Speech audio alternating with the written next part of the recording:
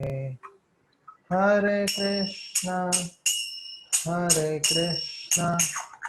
Krishna Krishna, Hare Hare, Hare Rama, Hare Rama, Rama Rama, Hare Hare, Hare Krishna, Krishna Krishna, Hare Hare, Hare Rama, Hare Rama, Rama Rama, Hare Hare, Hare Krishna, Krishna Krishna, Hare Hare, Hare Rama, Hare Rama, Rama Rama, Hare Hare, Hare Krishna,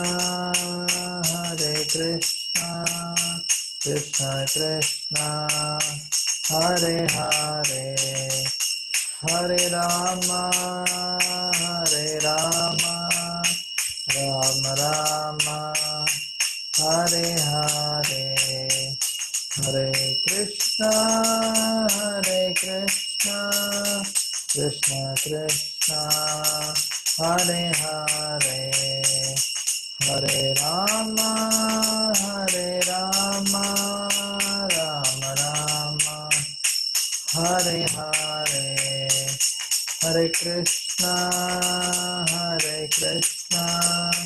Krishna Krishna, Hare Hare, Hare Rama,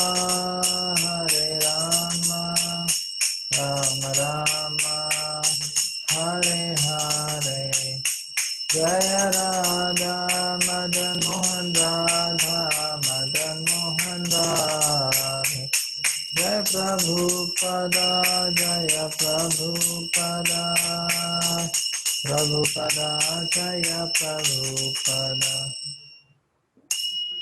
युगधर्म Srila हरिनाम संकीर्तन की जय, श्रील प्रभुपाद की जय, सामवेद गौर भक्त वृंद की जय।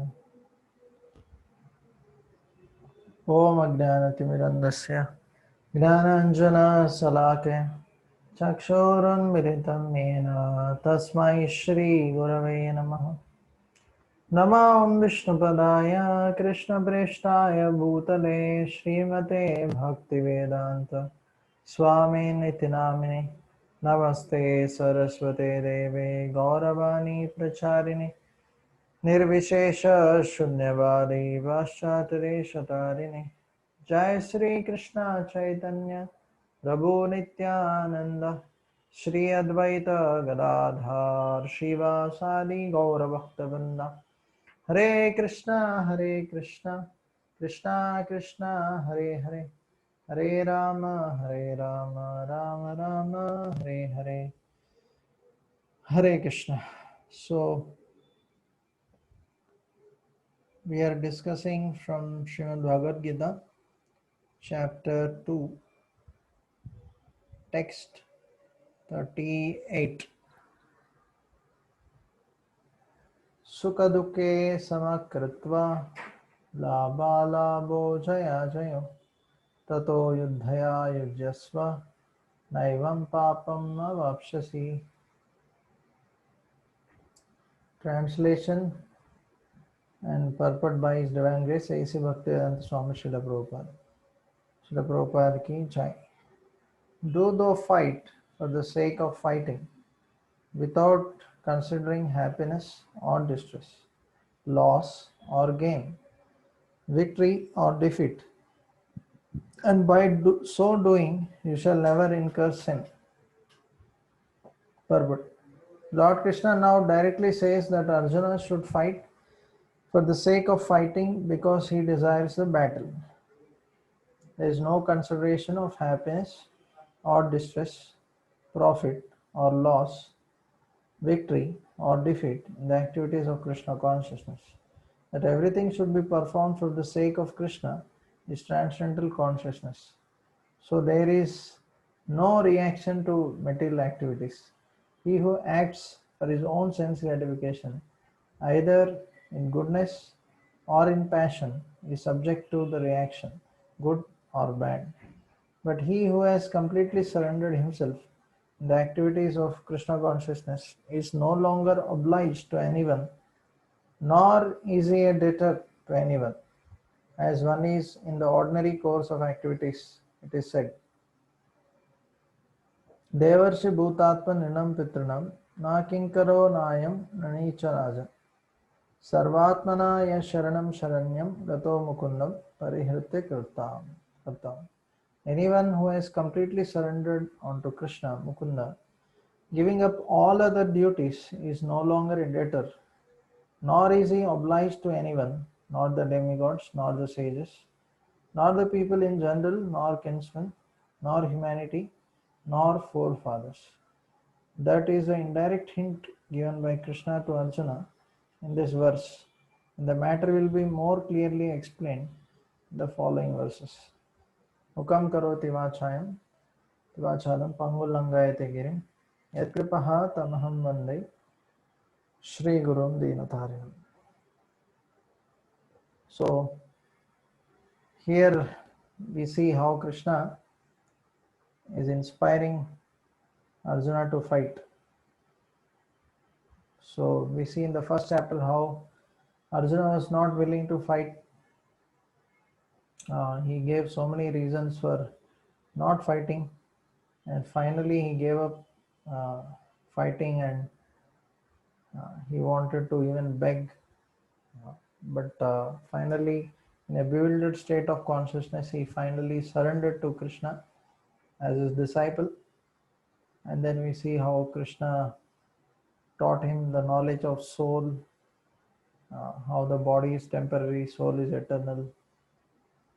And here we are seeing how Krishna is instructing him to perform his duty. Karmenivadikaraste ma phaleshu kadachana. So we have the right to perform our duty without expecting anything in return. So the living entity by nature can never be inactive.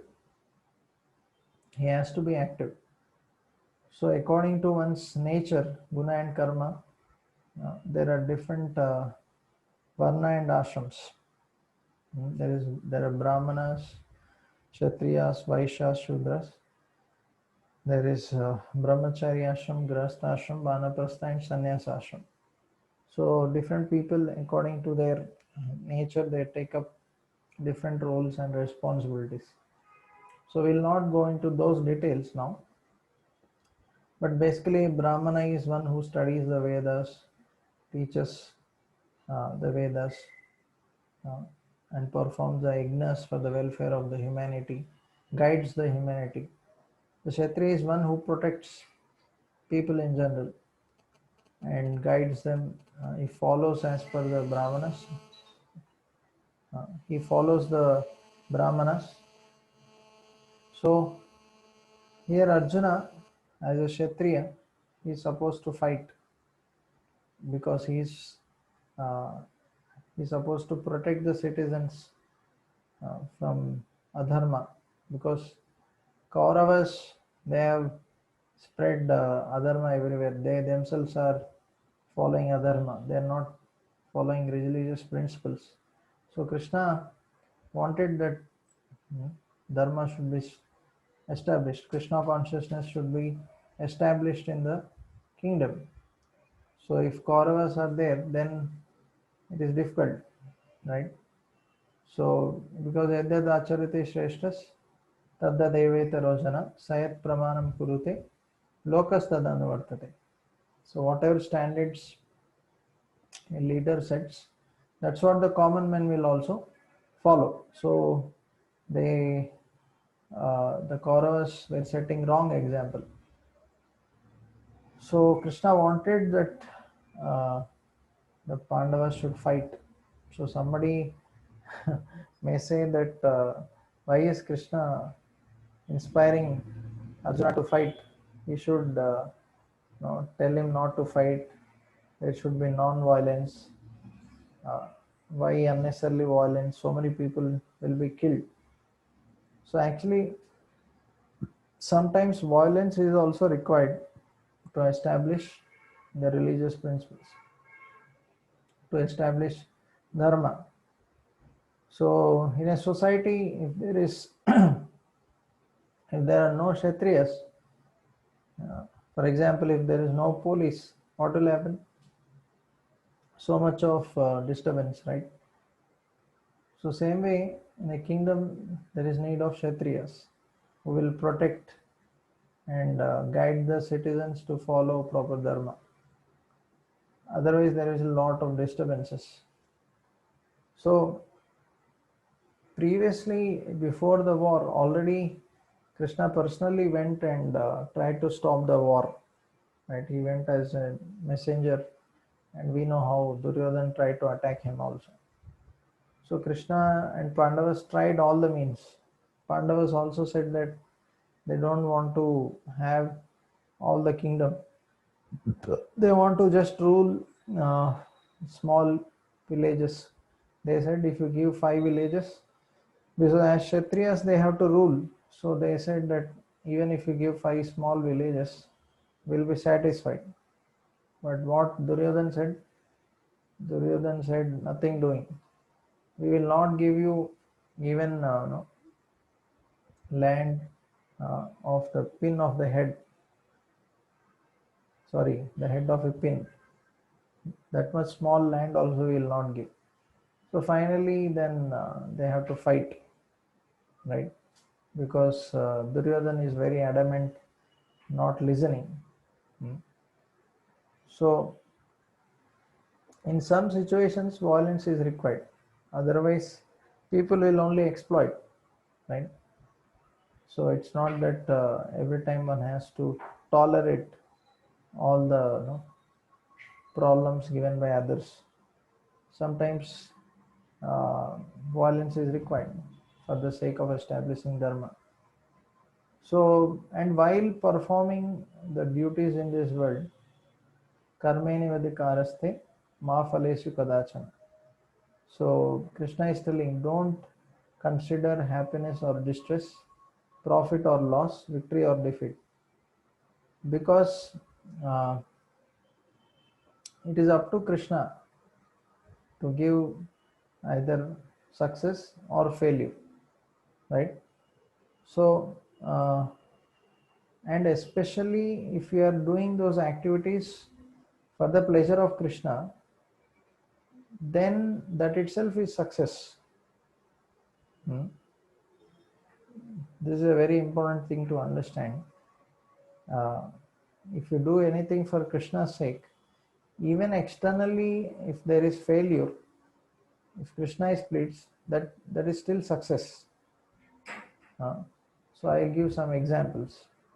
Like Jatayu, when Mother Sita was being taken away by Ravana. So we know in that case, uh, actually Jatayu knew that Ravana was very powerful and he may even be killed. But still he thought, I cannot tolerate this Sita being taken away by this cruel Ravana. So he tried his level best, and we know how Jatai got killed, right? So now externally, materially, it may seem that Jatai got lost, he got killed, and Ravana was alive. So do you think that that is success? No? Because he was alive and Ravana was alive. No, although he was alive, but still he lost. And although Jatai died, still he was success. So it may appear contradictory. How is success? Because he pleased Lord Ram. That's why it is success. So, and we know how Lord Ram came and he personally did the final rites for Jatai, which he didn't do for his own father, Dashrath Maharaj also. Right? He was very happy. So sometimes even externally, materially, it may not be successful. But spiritually, it may be, if it is pleasing to Krishna, then it is considered a success. So Prabhupada also, when he started preaching Krishna consciousness in India, after he took sannyas in 1959, he was, even before that also he was preaching. So literally until 1965, in one sense, there were hardly any devotees. In the sense, there were hardly any people who became devotees, or hardly there were any temples. In Jhansi, he tried to establish the League of Devotees, but even that also did not come up. Later, they didn't give that place. So only there was one disciple, Prabhakar Mishra.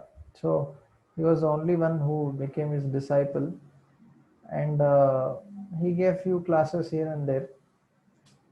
But there are not many people who became his disciples. But Prabhupada was always trying, sincerely, writing books, trying to preach. So do you think that because externally, materially, nobody came, or there were not many people who got connected to him, so does it mean that he actually was not successful? No, because not many people were connected. No, because he was preaching Krishna consciousness, trying his best to please his spiritual master. So it was successful. It is spiritually successful. Although materially it may appear that it is not a success. So this should be understood. Because when you perform for the sake of Krishna, uh, without any ulterior motives, then that is success.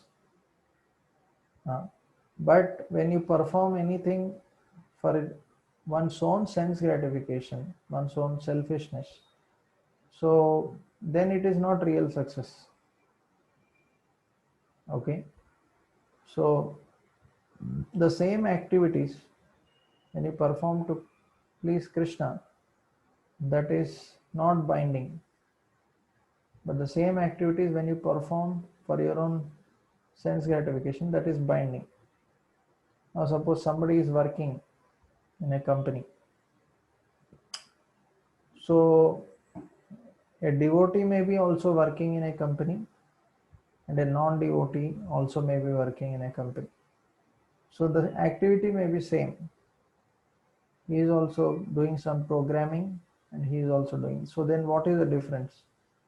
Externally, it may appear that both are doing programming, both are coming to the company working.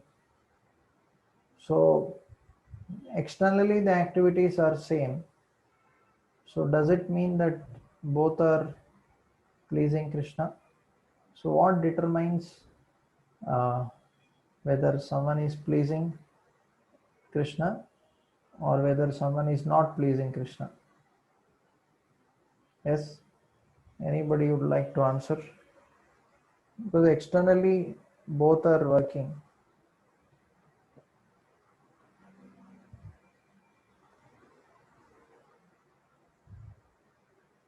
What determines whether one is pleasing Krishna or whether someone is not pleasing Krishna?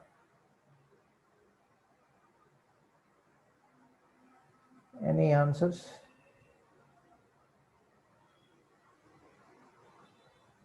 By their deeds. But both are working in the same company. Both are doing the same activities. He is doing software program. A devotee and a non-devotee also is making software program. So what exactly determines uh, surrendering that? What? Surrendering that work to Krishna. Correct. What does it mean by surrendering work to Krishna? Can you explain what it means? Surrendering work towards Krishna means karma yoga. Okay. What is karma yoga?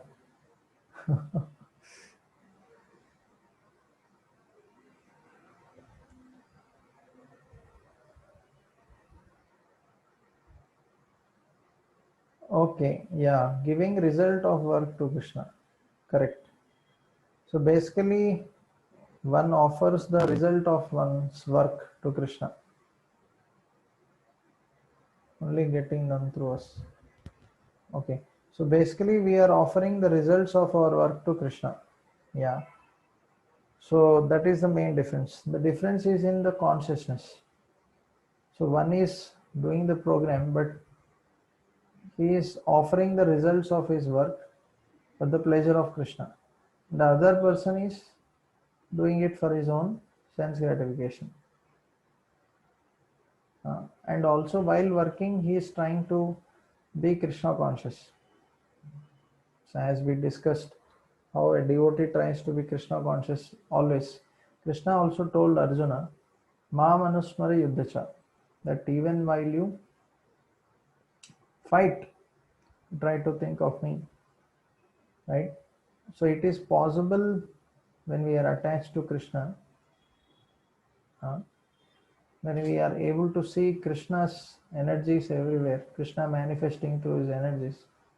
So one will be able to think of Krishna even while working in this world.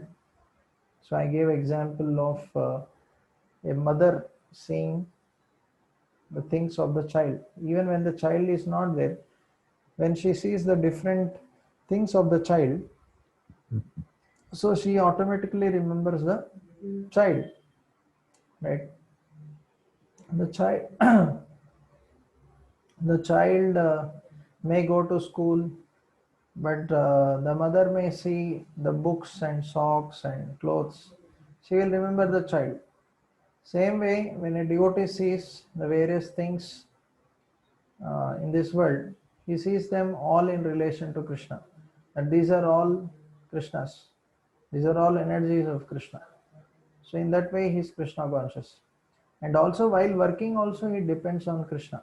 He tries to remember him, tries to chant his holy names, either grossly or mentally. So in that way, he is very Krishna conscious. So what determines whether one is working for Krishna or not is the consciousness. So whether a person is Krishna conscious and also whether a person is trying to offer the results of one's work to Krishna. Both things. Because even while working, we should try to be Krishna conscious. It's not that uh, other way after the work, even while working. So Prabhupada gave another example of a businessman. Suppose he is driving a car. So initially, while learning car, he may be very what you call focused on the you know driving, in the sense he is totally focused on uh, the steering, the brakes, everything.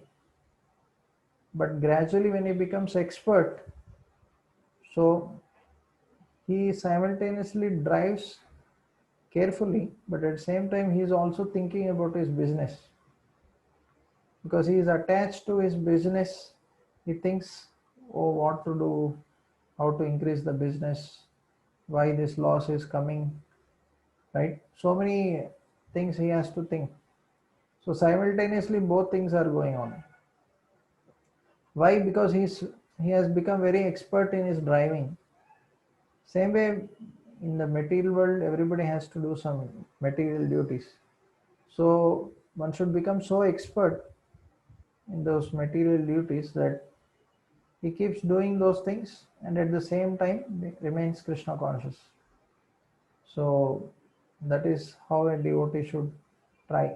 Like Mother Yashoda, she churns the butter, like what we call that, the churning rod. She is making the butter, and while churning, she keeps on singing the glories of Krishna. She is fully Krishna conscious. So that is the ideal state of consciousness a devotee should come to.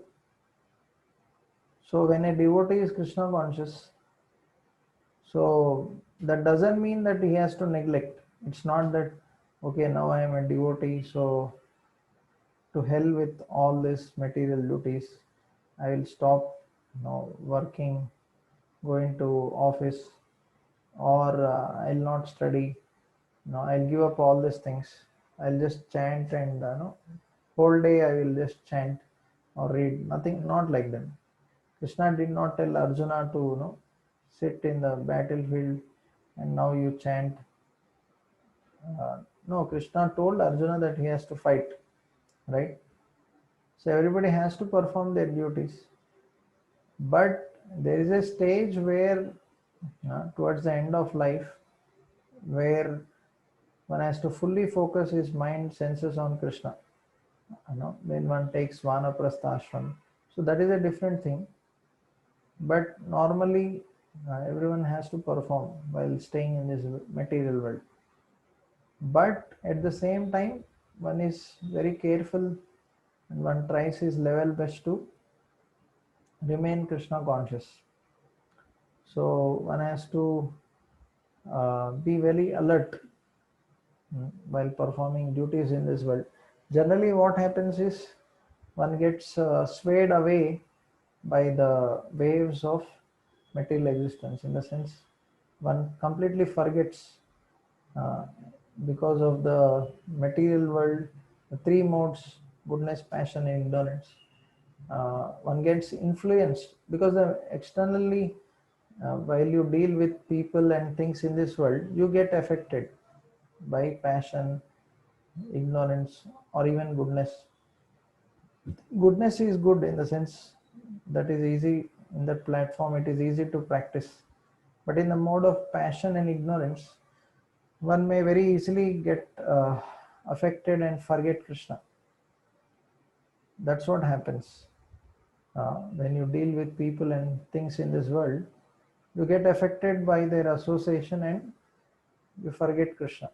So how a devotee, while dealing with the various material duties and people in this world, still remain unaffected? So for that, a devotee should practice intensely Krishna consciousness.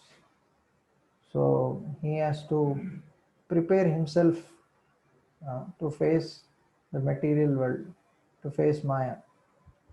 So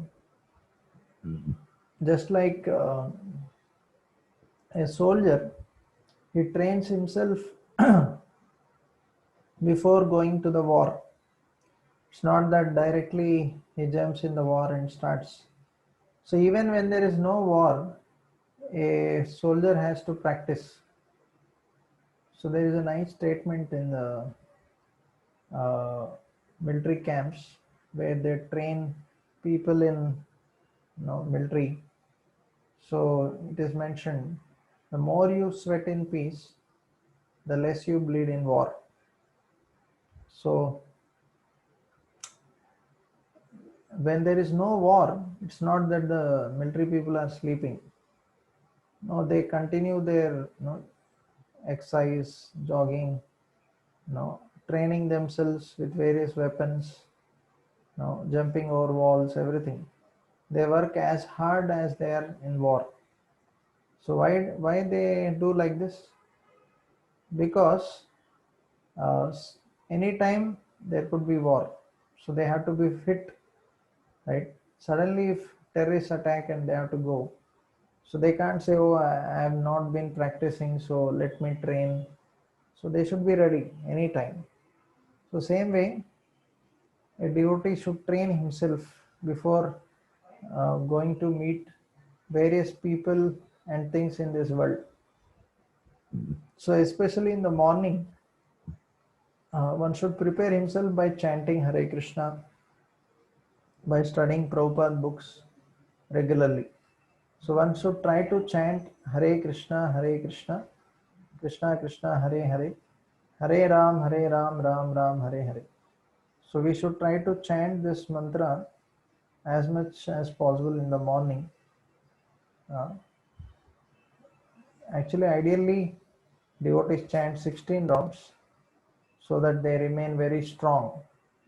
But initially, we can at least start with 15 minutes, 20 minutes, or half an hour and gradually increase it. So, just like suppose if you go to some uh, area which is infected with some infectious diseases, so then you have to go to that area with vaccination so that you don't get that infection, right?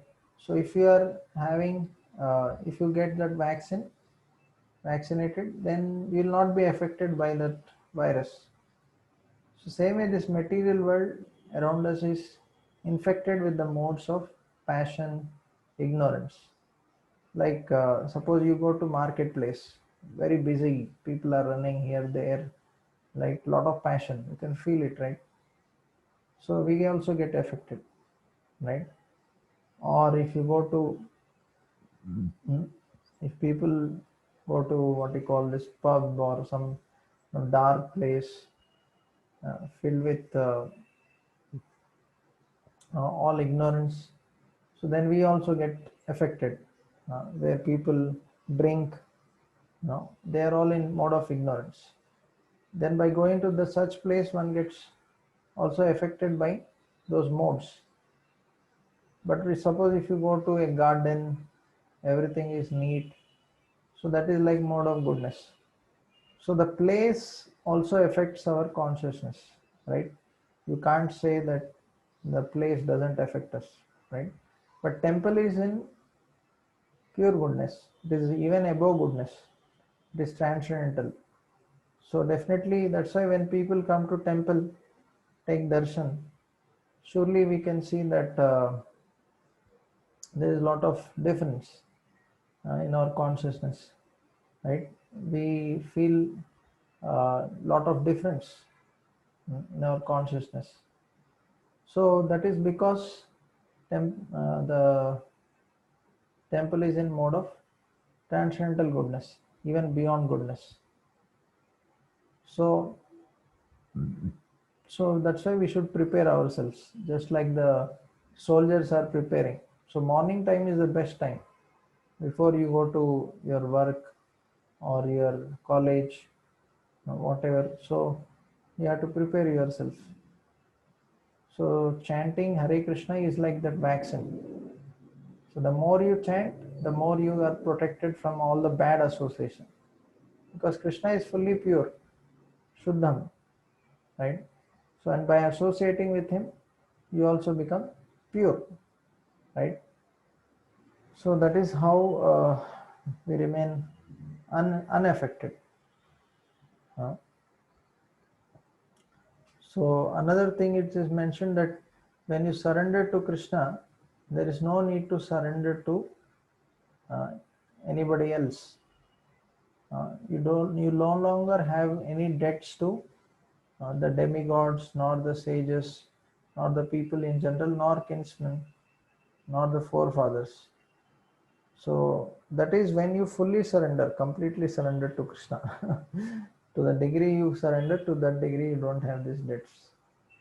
So otherwise, generally, we are all indebted to all these people because they help us in various ways. So, but at the same time, it's not that when a devotee surrenders to Krishna, he is hard-hearted and he is not showing any gratitude to these people. In fact, a devotee is more grateful than anyone else. But at the same time, when it comes to surrendering to Krishna, he is very clear. In the sense, he always tries to surrender to Krishna. Yeah. So we'll go to the next 39th verse. ते एषा ते अभिहिता संख्ये बुद्धिर्योगे त्वइमं शृणु बुद्ध्या युक्तो यया Partha कर्मबन्धं प्रहस्यसि. Thus far, I have described this knowledge to you through analytical study. Now listen as I explain in terms of working without fruitive activities. O son of Pritha, when you act in such knowledge, you can free yourself from the bondage of works. So in purport, Prabhupada is telling about Sankhya. Sankhya means that which describes things in detail. Sankhya refers to the philosophy which describes the real nature of soul, and yoga involves controlling the senses. So Arjuna's proposal not to fight was based on sense gratification. Forgetting his prime duty, he wanted to cease fighting because he thought that by not killing his relatives, he would be happier than by enjoying the kingdom after conquering his brothers and cousins. In both ways, the basic principles were for sense gratification. Happiness derived from conquering them or happiness derived by seeing kinsmen alive are both on the basis of personal sense gratification, even at a sacrifice of wisdom and duty. Krishna therefore wanted to explain to Arjuna that by killing the body of his grandfather, he would not be killing the soul. And he explained all individual persons, including Lord himself, are eternal, and they were individuals in the past and individuals in the present, and they will continue to be individuals in the future, and they are all eternal. We simply change our bodily dress in different manners, but actually we keep our individuality even after liberation from bondage of materialness. An analytical study of soul and body has been graphically explained by Krishna. And this descriptive knowledge of soul and body from different angles of vision has been described here as Sankhya in terms of Nirukti dictionary.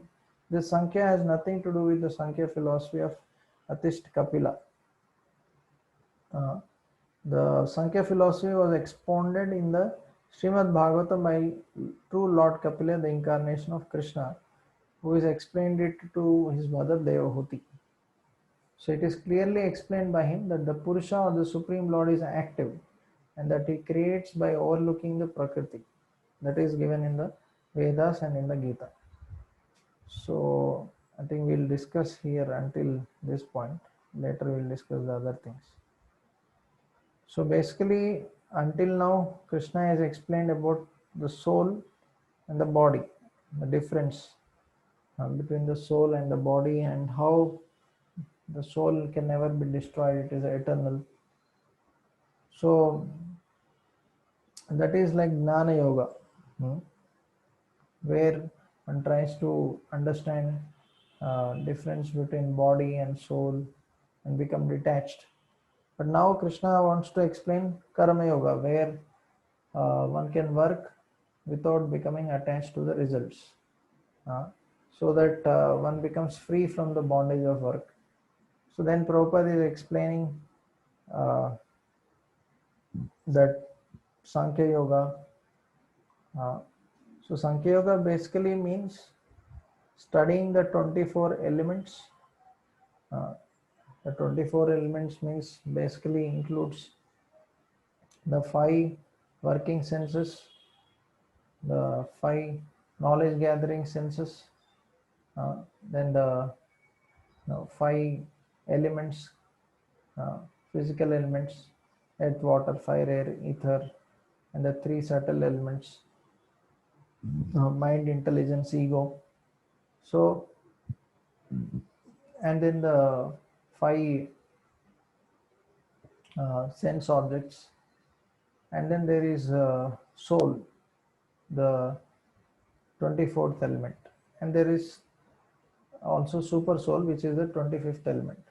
But in this, the 20 soul is the only what you call uh, it's spiritual thing. All the other things are material. So only because of presence of soul, the body is active. Otherwise, the body is dead. Once the soul leaves the body, no longer the body remains active. So by studying this, one can become detached that no, the body is anyway temporary, It is all illusory. So one should not become attached to this body. So that is how the Gnana Yoga talks about. So in Bhagavad Gita, the Gnana Yoga is explained before this. So, but now Krishna wants to explain about Karma Yoga. Okay. So Arjuna was not willing to fight. So Prabhupada is telling that is also sense gratification, because Krishna wanted him to fight, so he has to fight uh, for the pleasure of Krishna. So a devotee, he doesn't think about whether something will make him happy or not. He is more worried whether Krishna is happy or not. If it pleases Krishna, even if he doesn't like, he will still do it. So somebody may say, why so? Why we should do like that? Because in pleasing Krishna, we will be happy.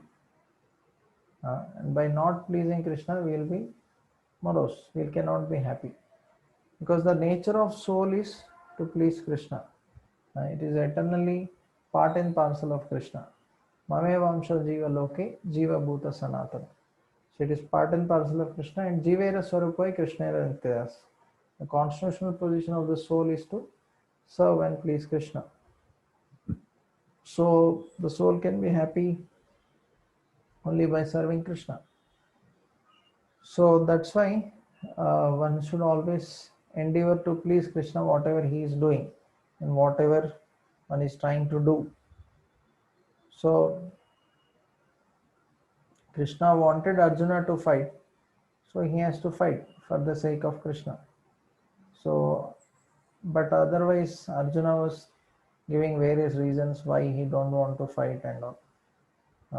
So that Krishna was not happy. So that's why uh, he told him to fight. So there is what he call as Mayavad. One minute.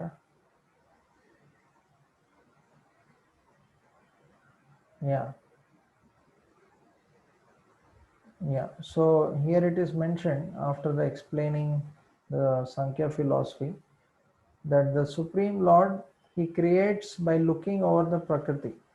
So the Lord, just by his glance, he can create. So he can impregnate with the atomic individual souls. So the Lord is so powerful. Angani asya sakalendra vitramanti. So even by his glance, he can make the individuals appear in this material world. That is the power of the Lord. So the mentality of uh, people trying to become one with the Lord is considered the last snare of Maya, or the sense gratification illusion. So the impersonalism or Mayavadis are those people who say that one can merge in the Brahman effulgence.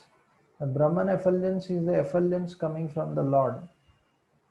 Just like sun, the sun, there is sun god, there is sun planet, and the sunshine, right? So, but somebody may think that the sunshine is all in all. They may not know about the sun god who is there in the sun, right? So same way there is Krishna, who is Bhagwan feature of the Lord. Then Paramatma is the super soul in everyone's heart. He expands. And there is Brahman effulgence, which is coming from Krishna. So these are three levels of realization of the absolute truth: Brahman, Paramatma, and Bhagavan. But the ultimate realization is Bhagavan feature, because he is the source of everything. The Brahman effulgence, the light is also coming from Krishna only, right? So, but somebody thinks that merging into this Brahman effulgence is all in all. This effulgence is the source of everything. So the Mayavadis are those people who basically teach that the goal of one's life is to merge into that Brahman effulgence. So that is a wrong understanding because they don't have complete knowledge of the absolute truth. So what is absolute truth? Absolute truth means Krishna and his energies. Understanding Krishna and his energies is absolute truth.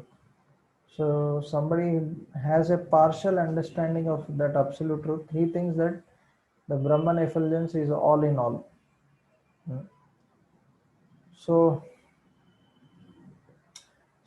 Arjuna surrendered to Krishna, and until now Krishna spoke about Gnana Yoga. So and now Krishna is going to start Karma Yoga. Okay. So how one should work and offer the results of one's work. So in the 10th chapter, Prabhupada is telling the Buddhi Yoga is explained, which is a direct communion with the Lord, who is sitting as Paramatma in everyone's heart. But such a communion does not take place without devotional service. One who is therefore situated in devotional or transcendental loving service to the Lord or Krishna consciousness attains to the stage of Buddhi Yoga by special grace of the Lord. So, as we said, the Lord also is there in everyone's heart as Super Soul. But how do you realize that Lord who is present in everyone's heart as Super Soul? By devotional service. Tesham satatuttanam bhajatam priti purvatam dadami buddhi yogam tam. So when you try to serve the Lord sincerely, the Lord from within, He guides us. So when He is guiding, we can feel that, oh, the Super Soul is there in my heart and He is constantly willing to guide me. So when we depend on Krishna, He is always available to guide us. Just like Arjuna had Krishna in his chariot, right, as his friend, and he was constantly helping Arjuna, right, in the war in so many ways. So same way, that very same Krishna is also available to all of us as Super Soul to guide us in our devotional service. Only thing is we have to depend on Him, right? So Arjuna, how he got help by Krishna, right? Anybody remembers in which all ways Krishna helped?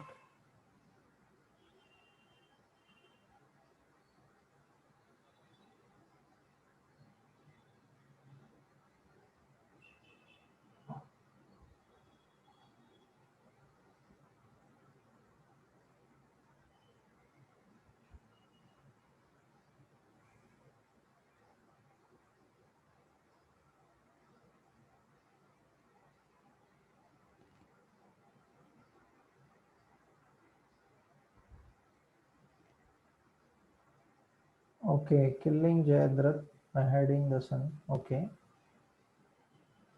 that's all.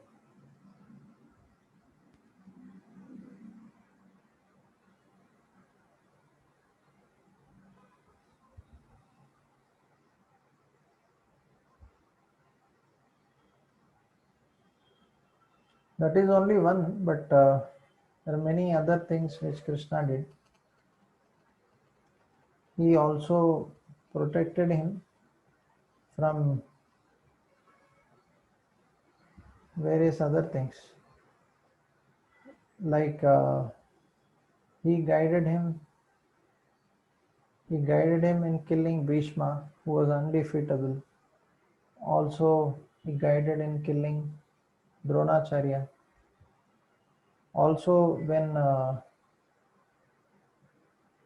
okay, Karna also, yeah, and also when Karna released one weapon, Nagastra, which was about to kill Arjuna, he pushed the chariot down. so that it hit the crown of Arjuna. He was protected. Also, when uh, there was one, I think Bahulaswa, one king who had one very powerful weapon. Once you release it, it will kill the person. So when that person released that weapon on Arjuna, so it was coming with such high speed. So once it reached near the chariot, suddenly Krishna gets up and that falls in his neck uh, as a garland in the neck of Krishna. So in that way Arjuna got saved. And yeah, these are few things how Krishna personally helped. Also at the end of the war, Krishna tells Arjuna to get down from the chariot. So Arjuna doesn't get down. He says, Krishna, you only get down. But Krishna says, no, you only have to get down. So Arjuna gets down, and then Krishna jumps from the chariot. Immediately, all the chariot becomes burned to ashes. So then Arjuna was surprised. He says, Krishna, what happened? Until now, uh, nobody is there to kill me. Who has released this weapon? So then Krishna says, actually, all this while so many people have attacked you. Your chariot should have been destroyed so many times by so many people. But because I am sitting here, that's why your chariot was protected. So uh, otherwise, so many times by now, your chariot and you might have been killed. Your chariot might have been destroyed. So because of Krishna's presence, Arjuna got protected so many times. So same way, that very Krishna is also willing to guide us and help us. So Krishna says in Bhagavad Gita, Yantra Rudani Maya. This material body is also like a chariot. It's a machine. And Krishna is actually a super soul. He is like the driver for this chariot. He is the guiding force. Uh, so and he is giving the Matta Smriti Gnanam, the knowledge, memory, forgetfulness. So a devotee can always take help of Krishna by depending on him, by praying to him. That Krishna, please guide me in this situation. So there will be many testing situations in our life. What to do, when to do, how to do. We are confused. So Arjuna was also confused, right? So same way a devotee also may be confused.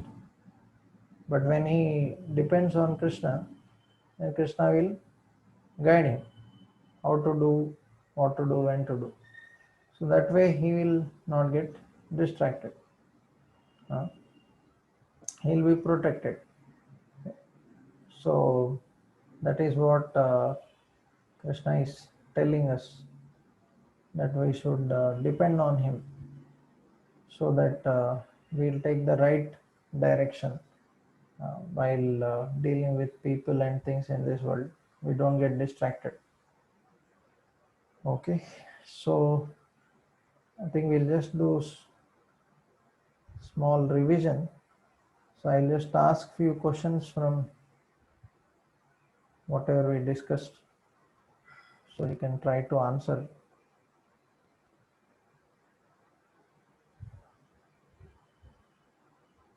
So in the 38th verse, the previous verse, so Krishna is telling that one has to perform his duties.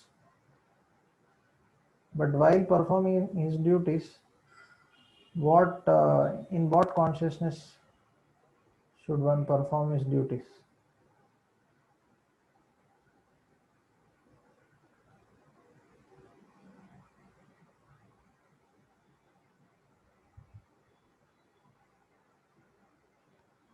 Yeah.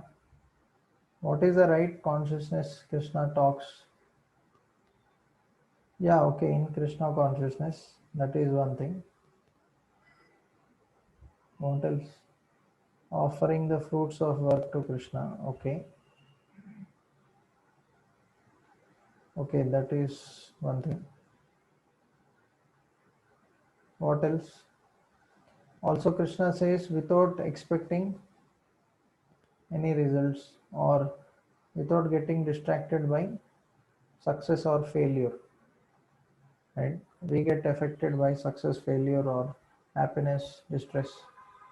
So, Krishna is telling we should not be affected by all this. Then, yeah. So, what is real success? Spiritually, what is real success?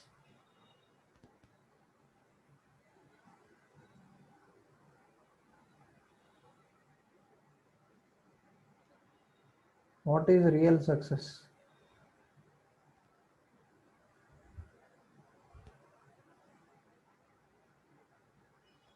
I think we discussed that also. Okay, real success is to please Krishna. Correct. When we are able to please Krishna, that is real success. Like, yeah, I gave some examples. So, materially, it may not be success, but spiritually, it could be success. So, any examples? I gave some examples. Materially, there is success, but sorry, there is materially failure, but spiritually, it could be success. Yeah, Jeta is one. One more example, or any other example, remember.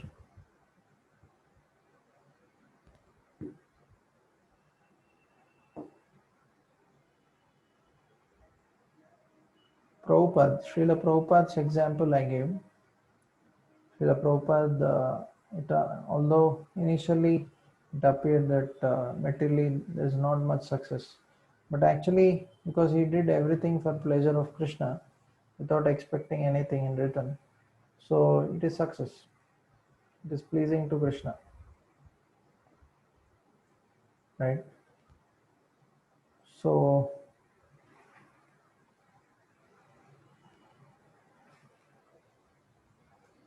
so is violence required or not required?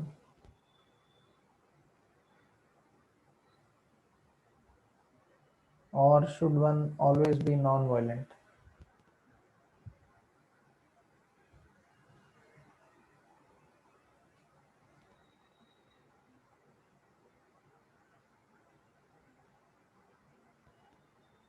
Yeah, depends on situation, correct. Sometimes required, sometimes, yeah, depends on situation. So to protect dharma, it is required sometimes, correct. So Krishna, he is telling Arjuna to fight. Why? Why is he telling Arjuna to fight?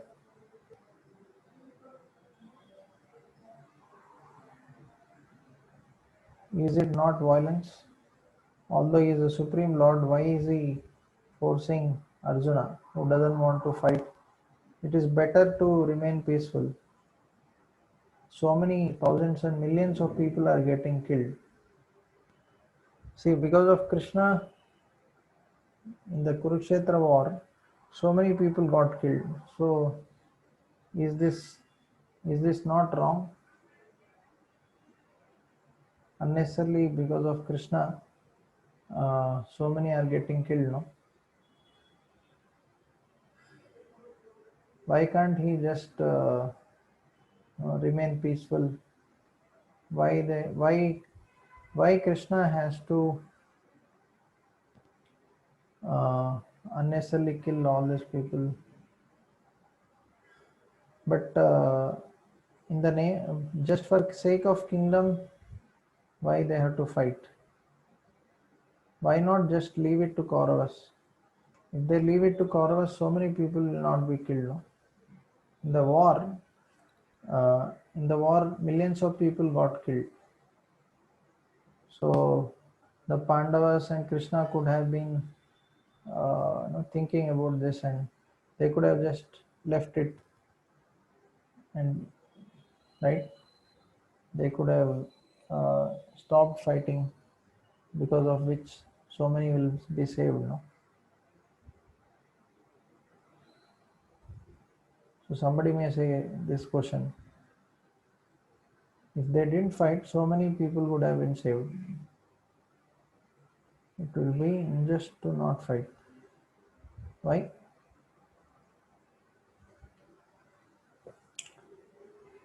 Because they fought, so many people got killed. If they didn't fight, so many people will be saved. Somebody will say like that. They could have just stayed in the forest peacefully.